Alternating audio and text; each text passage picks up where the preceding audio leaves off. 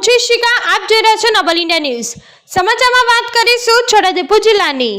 છોટાઉદેપુર જિલ્લાના કવાંટ તાલુકાના મોટી સાખડ ગામે લગ્ન પ્રસંગમાં ફાયરિંગની ઘટના।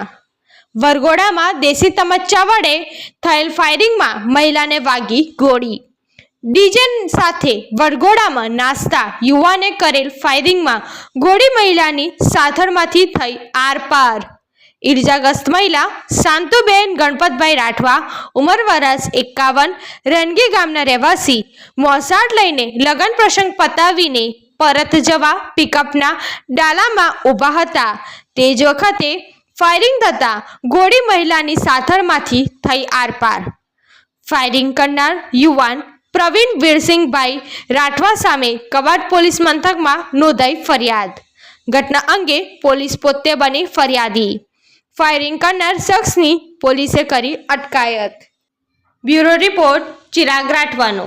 ધન્યવાદ।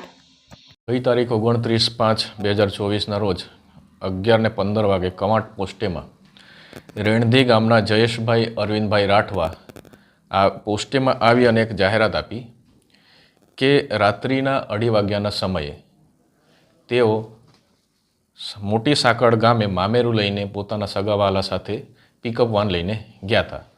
મોટી સાંકળ ગામે મામેરું પતાવી જમી કરી અને 2:30 વાગે પરત જવા માટે નીકળતા હતા।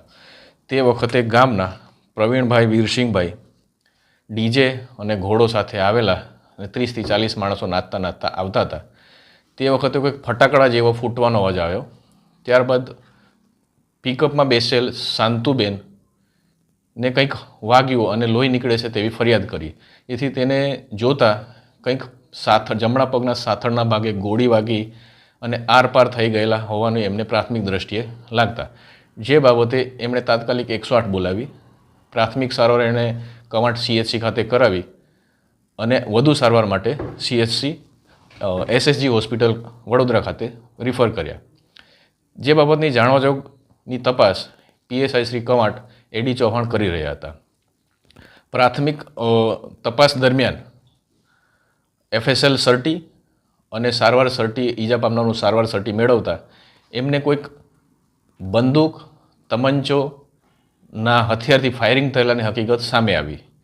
ત્યારબાદ જાણવાજોગની તપાસના આધારે LCBની અને કવાંટની ટીમ તપાસમાં હતી।